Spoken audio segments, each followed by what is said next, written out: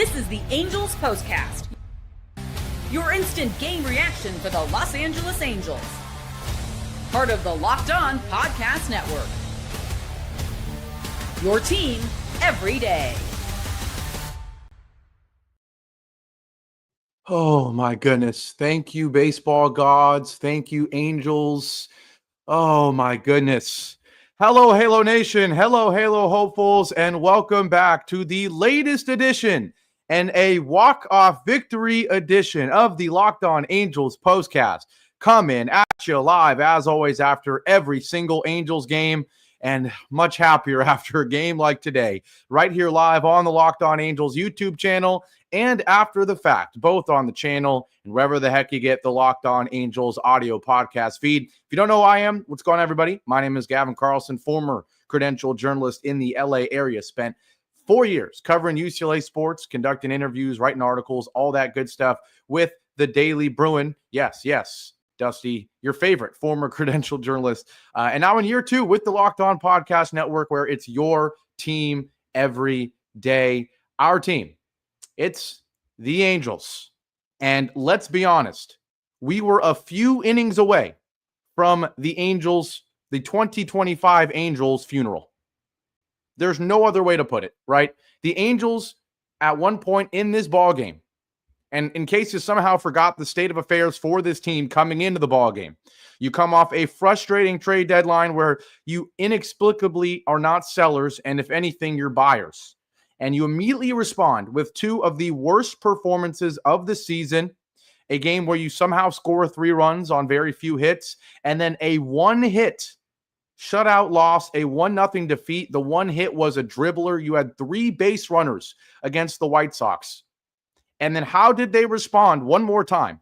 You called up Teodosio a few days ago. Thank goodness we call up or have the return of Christian Moore today. Maybe that would inject some energy into this team. You also add Mike Trout back to this lineup after a couple days off with an illness. And you're thinking, okay, if the Angels, with the return of Mike Trout, who, say what you want about the guy, he's still an above average baseball player in 2025, in addition to being, I'm sorry, as much as you guys love to hate on it or hate on him, he's still the best player in franchise history, who is also still one of the most important players on this team and still probably the most important leader on this team. So he is important, right? You get him back. You also get an Energizer Bunny, injection of energy and hope in Christian Moore, everything that he represents for the future. And despite all of that, I mean, let's be honest, guys, despite all of that, the Angels fall behind 5-0 to this White Sox team. And I say it right here. Obviously, Ward's walk-off, which we'll get to in a second, but this comeback saves this franchise from outrage. There's no other way to put it, because you're down 5-0 and you're a few innings away from a horrible loss, the worst sweep or worst series of the season, maybe in the last couple of years. I mean, to get swept by this Chicago White Sox team directly after that trade deadline, it easily would have been one of the worst series in years. I'm not exaggerating when I say that, right? Especially when you have a 1-hitter yesterday, especially when you're down 5-0 through 3 innings, right? You have Jack Ohanowitz, the irony, right? That after a trade deadline where you somehow don't sell, your number 5 pitcher is still Jack Ohanowitz, and he reminds you of how ridiculous that is, giving up 5 runs in just 3 innings, including a 4-run first. But my, oh my, thank goodness.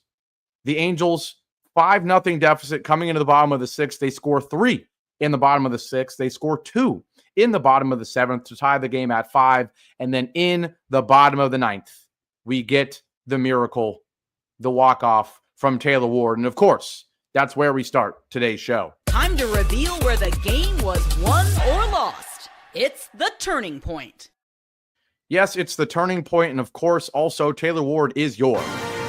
This is the Locked On Player of the Game.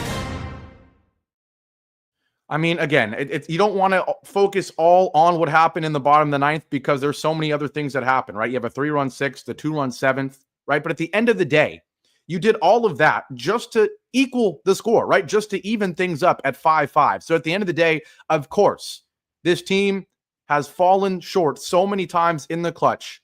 And there's no guy that has a bigger microscope outside of Mike Trout, of course, no guy that has a bigger microscope on him in late game moments than Taylor Ward. He's come through at times, and you say this is a guy that you want to be a part of your team, not just this year, but 4 years to come. He's going to be on this roster when this team eventually gets over the hump. But then there's times like yesterday when there's 2 men on and he takes a strike right down the middle, right? He's done that so many times. Nolan Schanuel with a 1-out double. Mike Trout intentionally walked. And again, this team, the opponents, whether we like to admit it or not, teams love to intentionally walk Mike Trout. It's an aura thing, but it's also we don't respect the guys coming up after him. And so Taylor Ward, fortunately this time, views it as disrespect, has a great at-bat, which is something we don't see from him. You know, there's 3 fastballs or 2 fastballs and 1 cut fastball high and away. They're pretty easy takes, but still gets this count to full. A 3-2 sweeper. It's an interesting pitch, right? Especially when you've thrown 3 high and away fastballs. You have a pitch that starts high and away, but sweeps or sinks into the heart of the plate, right at the knees, and Taylor Ward crushes it. 103 exit velo, 397 feet to left center field, and thank goodness he comes through with a 3-run shot. Of course, if this ball just got down, it's going to be a game-winning swing. But for it to be a 3-run shot, thank goodness. So yes, Vinny, trust me, I agree. Zach Neto was absolutely massive today. Dave T, I agree. He was absolutely massive. But let's be honest, guys, with how important this baseball game was and how this was, without a doubt, a must-win game. And even with you winning this game, it's still an abysmal series and an abysmal 4 days. But none of that Zach Neto stuff would have mattered without this Taylor Ward swing. And yes, on the flip side, you could say, Taylor Ward doesn't have an opportunity to have this swing if it isn't what for Zach Neto and Schanuel and Trout, what other guys do. But at the end of the day, Taylor Ward, with all the, if Zach Neto doesn't come through, you give him a pass, right? And he does come through, 2 hits, 3 RBIs. Of course, he has the home run. But guys, Taylor Ward, 2 hits, 4 RBIs, including the walk-off swing. He is your player of the game. And as someone who's been so critical of him, at the end of the day, he's had a great season. Now, it's not a great season in terms of the fact that he's probably your second best hitter on the year. It's a real bad sign. At the end of the day, the guy's got 26 home runs, 82 RBIs. He's going to finish the year with probably 35 plus home runs, probably 110 plus RBIs maybe. I mean, it's a good year. It's a good year. So I'm very critical of Taylor Ward. Everything stays the same in terms of, I can't talk right now, in terms of I wanted him traded. The most value you're ever going to get for him, and the Angels aren't going to, I'm not doing the whole trade deadline rant. But the moral of the story is he got the job done today. He's been above average this year. And for as much as I and a lot of people love to rip on him and rip on this team for how they've handled him, you got to give him his credit for coming through with the huge walk-off swing. Now, that, of course, was not the only other huge swing in this one. We have to talk about both the bottom of the 6th and the bottom of the 7th inning because, again, this team was down 5-0. And then your other big-time hitter this year and still the face of the franchise, of the future of the franchise, Zach Neto, he starts things off. How fitting that he starts things off. He gets a 1-2 pitch, another great at-bat, right? And that's the biggest difference today is that we had great at-bats, at least starting in the bottom of the 6th inning. For you to fall behind 0-2, then take a ball and then foul off 3 straight fastballs before you get that hanging slider on 1-2, and he crushes it left center field. For you to take a slider on the outside corner and crush it to left center field, that's the advantage you get as a Zach Neto when you're basically crowding home plate so much that you're standing on home plate, right? Is that when you get a slider on the outside corner, you're still able to turn on it, get all of it. 106 exit velo, 412 feet to left center field. And at that point, it doesn't mean much, right? It's just one swing. It's just one run. It's still 5-1. But again, when one of your Energizer bunnies, when one of your leaders comes through, the moral of the story is it energizes the team. And so after that, you can always trust Sean Newell to have a good at-bat or two. He immediately has a great at-bat as well. A 7-pitch walk, full count, 3-2 pitch, takes ball 4. And then Mike Trout with a, no out, runner on first. This is a big moment. It's not the biggest moment, but it's a big moment. And all the criticism for Trout. He didn't play the last 2 days. He's soft. Shut up. He comes through here. 1-1 slider, down and away, hits a liner to left field. Another absolute frozen rope, 106 exit velo. You've got second and third with nobody out.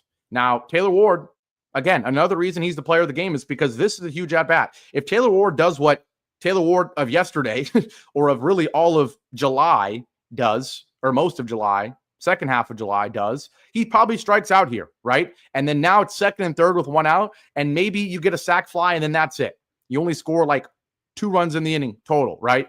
At best. But Taylor Ward gets a base hit. You would love to see it be one where Trout can come in and score as well, but I understand why he didn't. It's 5-2 just like that. They make a pitching change, and then a wild pitch scores Mike Trout. It was probably a pass ball, not a wild pitch. But the moral of the story is Trout scores. It makes it 5-3. Now, what is frustrating is you still have runner on second with nobody out, and Joe Adell, who, gosh, you just want to root for the guy so bad, but he has been so bad as of late. You would just love a productive out here of any sort, right? If you can turn 5-0 into 5-4, you are absolutely satisfied. But somehow with a runner on second and nobody out, you get a fly out from Adell, a kind of productive out from Rengifo, moving Ward to third with 2 away, and then Travis d'Arnaud can't come through. He grounds out to end the inning. So it could have been a 4-run inning. It could have been a 5-run inning. It's instead just a 3-run inning, but you also were gifted that third run on the pass ball. Bottom of the 7th inning, and another Energizer Bunny starts off the inning, right? Some of you think I was over-exaggerating with how much I was anticipating the return of Christian Moore, but it's not the productive aspect. Of course, he's better than a Kevin Newman. He's better than a Scott Kingery. He's better than a Oswald Peraza, right? But he's also just an energizer guy. He's a guy that gives you hope, gives you faith that there's light at the end of the tunnel. And so he immediately, again, the same way Neto starts things off with a leadoff homer at the bottom of the 6th to start a rally. Christian Moore starts things off in the bottom of the 7th with a leadoff single. Now you've got speed on the bases as well. You get a pinch hit. Yohan Moncada comes in for Teodioso. He gets a base hit up the middle. Just like that, it's first and second, nobody out. And then Zach Neto comes through again. It's a crime that he's not the player of the game with the performance he has. But this, probably the second biggest swing of the game. 2 on, nobody out. You're thinking, hey, maybe it's a productive out, a sac fly. You cut the lead to 1. No. Zach Neto with 1 swing ties the game. A 2 RBI double. Love to see it. Now, again, it's a crime that runner on second, nobody out. And again, you don't come through and score any more runs. Sean Newell grounds out. Trout's intentionally walked. Ward strikes out. Joe Adell strikes out. If you lost this game, the biggest culprit would have been Joe Adell. But the moral of the story is 3 big takeaways. Taylor Ward, thank goodness he comes through in the biggest moment. Zach Neto is still your best player, and he comes through twice in 2 huge moments. And Christian Moore, just like Zach Neto, the future of your middle infield, they love to start innings and bring energy. They are the energy guys on this team. So Moore, don't forget it. He deserves his credit for starting off that 7th. And then, of course, the 8th inning went the way that it did. But thank goodness, Christian Moore is back. He gets on twice in this ball game. Can't forget that Rengifo, 2 base hits in this ball game. Can't forget that Sean Newell has 2 hits and a walk and scores 2 runs in this ball game, right? So if d'Arnaud wasn't incompetent, if Joe Adell wasn't incompetent, if Teodosio was just clearly not a big league level player, this would have been an amazing team performance, but it still is a very solid team performance. 4 walks, 11 hits, 8 runs, all coming in the 6th, 7th, and 9th inning. You love to see it. Now I'm going to take my break. When we come back, we'll talk about Jack Owanowitz, of course, very polarizing, and he was not very good today. We'll talk about the bullpen, which was good today, and we'll still talk about the series as a whole and also look forward to the biggest series of the season now coming up against these Tampa Bay Rays. We'll do all of that after our break here on a victory walk-off edition of the Locked On Angels Postcast. I'll be right back.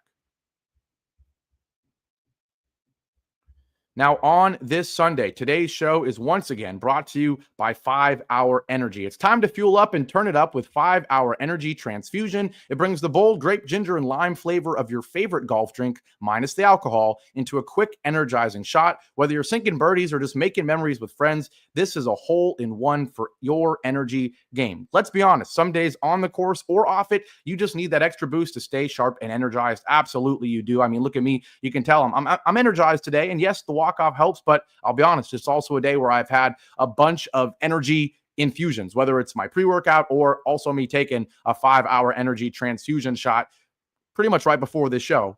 It's giving me the energy I need on a weekend day after a long week to be as fired up as I need to be on the show. But whether it's, golf, which is all about good times with good people and good flavors, of course, or anything else, the grape ginger lime flavor gives you your best parts of your clubhouse go-to without chasing down the Bev card. So if you go to 5hourenergy.com today, that is the number 5hourenergy.com, you can use my promo code LOCKEDONGolf to receive 20% off your order. This offer is only valid until September 30th on one order and cannot be used with other promotions. The code is not good on subscription orders. So once again, whether you're meeting up with friends or trying to turn 18 holes into 36, get the energizing boost you need to power through. Order transfusion-flavored 5 Hour Energy shots today. And today's show is also brought to you by FanDuel. Absolutely love FanDuel, right? Everything about FanDuel. It's the place to go to. Obviously, not legal in California. Got to, put that out there right away. But wherever you are, where it is legal, it's your go-to because they have great promotions. When I was in New York, I just love the easiness of the app where real time. You want to make a live bet, you can do it. You want to make a same game parlay in 30 seconds, you can do it. You want quick payouts, you can do it. So use code LOCKEDONMLB at FanDuel. If your first bet wins, you're going to get that promo money as well. FanDuel, official sports betting partner of Locked On and the MLB. Back here live on a victory edition, a walk-off edition of the Locked On Angels Postcast. Angels 5, Angels 8, White Sox 5. It was 5-0 White Sox going into the bottom of the sixth inning before Zach Neto got things started, and then Taylor Ward finished things off with the walk-off 3-run shot. Now, again, the reason the Angels fell behind 5-0 in this game, Jack Kowanowitz. I'm not going to go into the rant of how ridiculous that it is that our fifth starting pitcher is Jack Kowanowitz after a trade deadline where you buy. And we got another harsh reminder of how brutal that is because Kowanowitz immediately comes out, gives up a 4-run top of the first inning, gives up one more run in the top of the third, 5 runs. The good thing is he did settle down in innings 4, 5, and 6, no runs, able to get through 6 innings after that horrible start.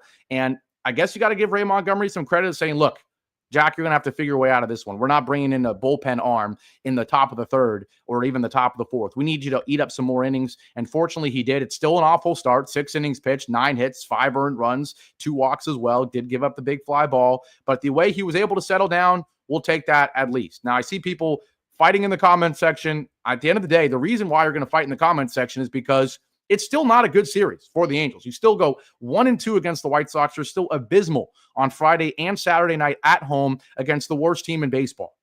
But this win, at the very least, it gives you a little bit of hope. And also the bullpen here gives you some hope as well. Chafin comes in, does give up a walk, but then immediately gets a double play. He does his job, has a nice scoreless 7th. Detmers gives you a scoreless 8th, 1, 2, 3, 8th. And then Kenley Jansen does have a walk and a hit that he gives up, but still a scoreless 9th as well for him. So you look at Chafin, 2.45 ERA. You look at Kenley Jansen, 2.85 ERA. You hope Luis Garcia can still be a good addition. Reed Detmers is going to have his highs and lows. Same with the Brock Burke, same with the Connor Brogdon. But the bullpen is better than it was a couple days ago. The rotation is still very weak at the end of it. But the moral of the story is if you lost today's game, it would have been over. Period. I would have been punching this camera. I would have been doing everything I could to not drop expletives on this show, but you win this game. It's still a bad series, but guess what? The only way you can make up for this series, the only way is the bare minimum. You have to win 2 out of 3 in this homestand or in the end of this homestand, the upcoming 3 games against the Tampa Bay Rays. You have to win 2 out of 3. No questions asked. If you go 1-2, I'm sorry, the season is over.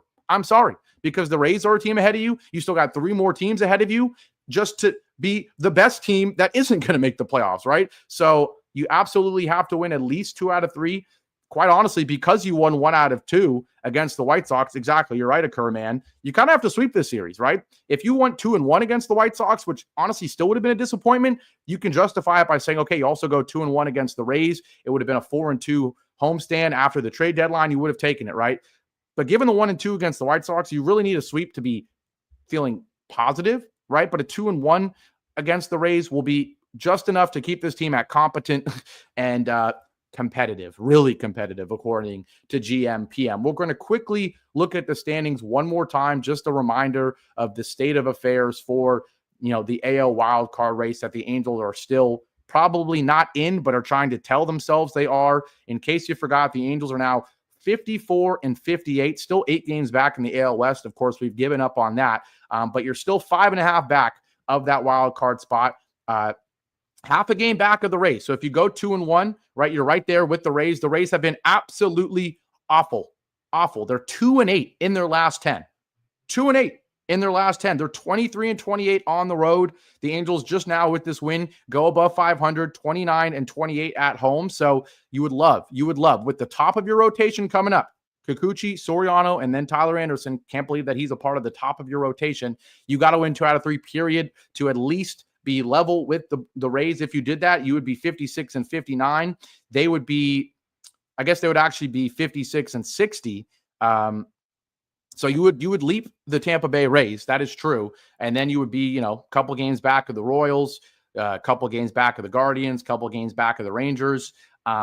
Got to go at least 2-1 in this series, period. No questions asked. But especially with the top of your rotation coming up, when that's arguably the biggest weakness in your team is your at least number 5 pitcher for sure, probably number 4 as well. You absolutely, positively got to win at least 2 out of 3. Now, that's going to do it for this show today. Really appreciate you guys. Still plenty of time left on this Sunday, so I hope you have a good rest of your Sunday. Please, as always, leave a like. Appreciate it so much. Comment as well, all that good stuff. Subscribe if you somehow aren't already. You know that the Super Halo Bros are going to have a great Monday show for you, breaking down this entire series and previewing this huge race series, kind of talking about the trade deadline a little bit more because it will be their first show after the trade deadline. So, stay tuned for that. But leave a like, comment, all that good stuff. Appreciate you guys so much. And I'll see you guys back here tomorrow night with the series opener in a huge series against those darn Tampa Bay Rays. Have a great rest of your Sunday. Love you too, Fury. Love all of you guys. And I'll see you back here tomorrow night. Take care and go Angels.